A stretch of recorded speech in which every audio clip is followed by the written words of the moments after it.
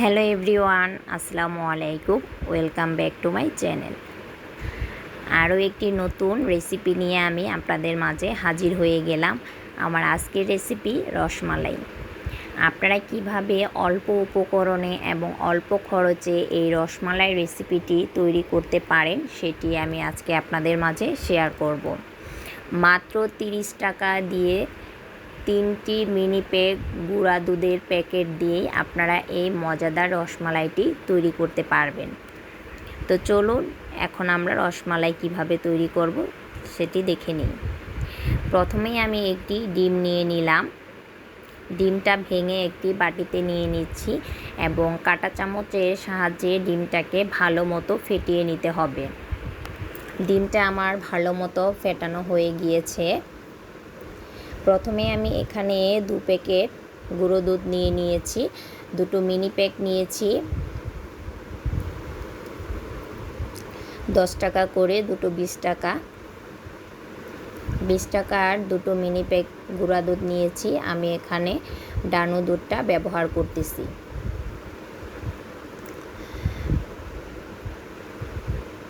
গুঁড়া দুধগুলো আমি একটি বলে ঢেলে নিচ্ছি।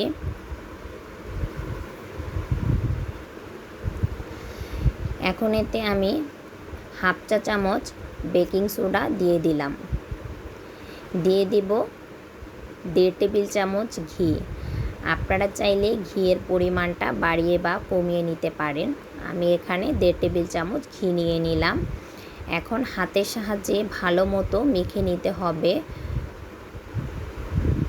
বেকিং সোডা এবং ঘিটা ভালো মতো দুধের সাথে মেখে নিতে হবে। মাখানো এই তো প্রায় শেষ। এখন এতে ফেটানো ডিম অ্যাড করব। ডিমটা অবশ্যই অল্প অল্প করে অ্যাড করতে হবে। এখানে পুরো ডিমটা নাও লাগতে পারে। একসাথে অ্যাড করলে ডোটা নরম হয়ে যেতে পারে। অল্প অল্প করে অ্যাড করে ডোটা তৈরি করতে হবে। এখানে যেহেতু দুধের সাথে ডিম অ্যাড করা হয়েছে তাই ডোটা একটু আঠালো হয়েছে, এতে ভয় পাওয়ার কিছু নেই। ডোটা ভালো মতো মেখে 10 মিনিট সময়ের জন্য রেখে দিলেই এটা খুব সুন্দরভাবে মসৃণ হয়ে যাবে। এই তো আমার ডোটা ভালো মতো মাখানো হয়ে গিয়েছে। আর এখানে দেখেন পুরো ডিমটি লাগেনি, অল্প একটু রয়ে গিয়েছে। 10 মিনিট পর এই যে দেখেন একদম পারফেক্টভাবে ডোটা তৈরি হয়ে গিয়েছে। এখন আমি এগুলো রসমালাইয়ের শেপ দিয়ে দেব। ছোট ছোট করে রসমালাইয়ের শেপ বানাবো। আমি একটু লম্বা সাইজের রসমালাইয়ের শেপ দিচ্ছি। আপনারা চাইলে গোলাকারও দিতে পারেন। আমার কাছে এই শেপের রসমালাই দেখতে বেশি ভালো লাগে, তাই আমি এই শেপটাই দিচ্ছি। আপনারা চাইলে লম্বা এবং গোল দুটোই দিতে পারেন। আমি এখানে সবগুলো এরকম লম্বালম্বি শেপেরই রসমালাই তৈরি করব।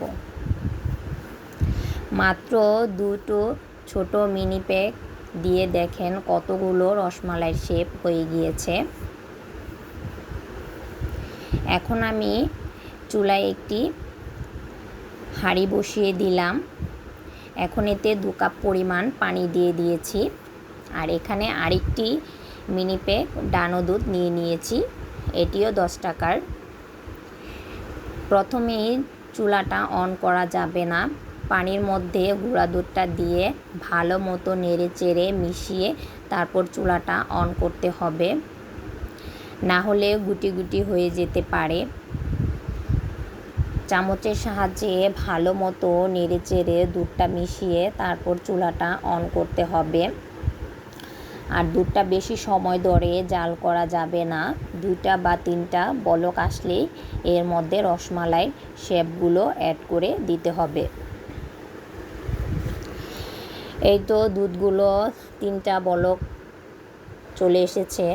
এখন আমি এতে রসমালাইয়ের শেপগুলো অ্যাড করে দিচ্ছি।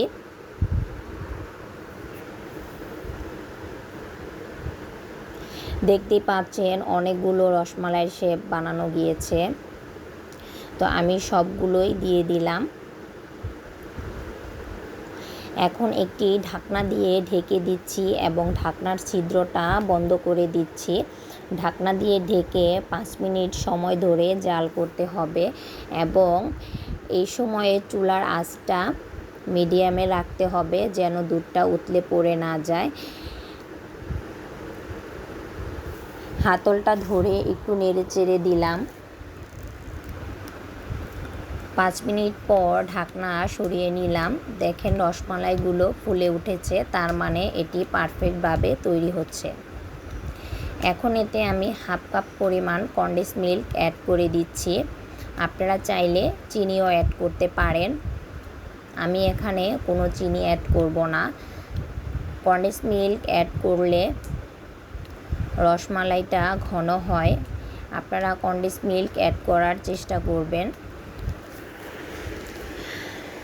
কনডেন্স মিল্ক দিয়ে আমি একটু নেড়েচেড়ে পুনরায় ঢাকনা দিয়ে ঢেকে দেব। 5 থেকে 7 মিনিট সময় ধরে জাল করতে হবে। আর এই রসমালাইটা পারফেক্টভাবে তৈরি করার জন্য 10 থেকে 12 মিনিট জাল করে নিলেই হয়। আপনাদের সময়টাও বলে দিলাম। আমি 6 মিনিট পর ঢাকনা সরিয়ে নিয়েছি।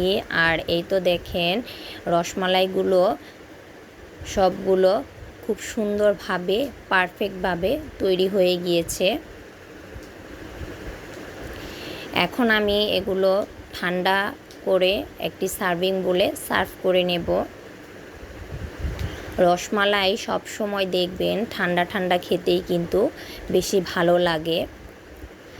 আপনারা একদম অল্প খরচে অল্প উপকরণে হাফ কেজি পরিমাণের রসমালাই বানিয়ে নিতে পারবেন।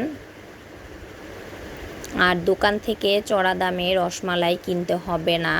আমার এই রেসিপিটি যদি আপনারা ফলো করেন, খুব অল্প খরচে অল্প উপকরণে এরকম অসাধারণ এবং মজাদার রসমালাই তৈরি করতে পারবেন।